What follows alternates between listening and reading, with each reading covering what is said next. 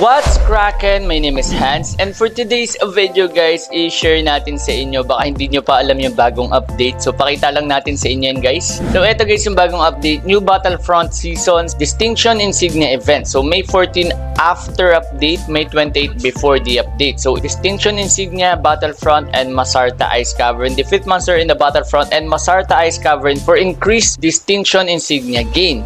Pero ito guys yung update, Battlefront Merchant product renewal. So pwede ka nang bumili guys, May 14 after the update is etong iron ingot, iron ingot, and also smooth leather and quartz crystal and natural fur.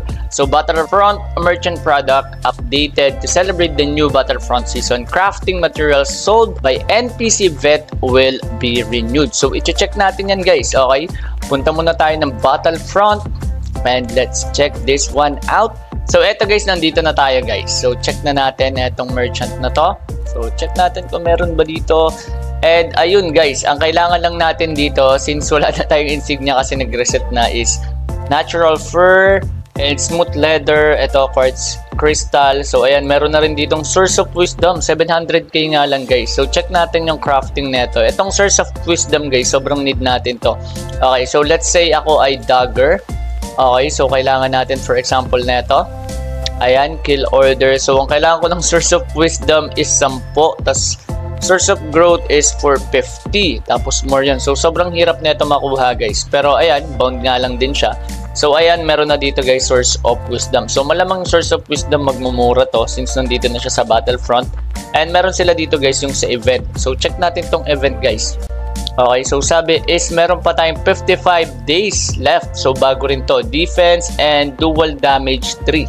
Okay, so ang kailangan nyo lang yan guys is 8. So kung makakaapat ka nyan, ayun, meron ka na kagad def 3. So ulitin natin, check ulit natin. Ayan, so balik kung makakaapat ka nyan, almost 400k. Okay, so ito 1.5. So 10-10 yung makukuha mo. So let's say check natin to. Crafting materials. And check natin dito yung tier 2 guys. So dito tayo sa dagger. Okay, so hanap tayo dito. Ayan, so let's say itong kolya. So, check natin yung crafting. So, ayan, bibili ka lang yan. So, hindi mo na kailangan dito ng maraming materials. Kaso, ang pinaka-problem mo dito is itong Arcane Scroll. So, itong Arcane Scroll of Escalation, let's say, ang kailangan mo dyan is Papyrus and more yun. So, kailangan ko ng 36 pa yan kasi 12 need ko eh. Yung sa Escalation and sa Discipline. So, 36 din na more yun para magkaroon ako dito ng Kolya. So, ayun yung mga meron dito guys. So, sobrang basic lang neto. Syempre, focus nyo lang guys yung kailangan nyo. Huwag kayong bumili agad ng fur and also ng smooth leather. Malamang maraming magpa-farm sa BF and also sa Masarta. So, yun lang guys yung ating update and sana nakatulong ito. And syempre, kung may mga additional ideas or thoughts kayo regarding this update and also kung meron kayong nakitang mali sa sinabi ko, please comment it down below para syempre malinawan yung ating mga viewers.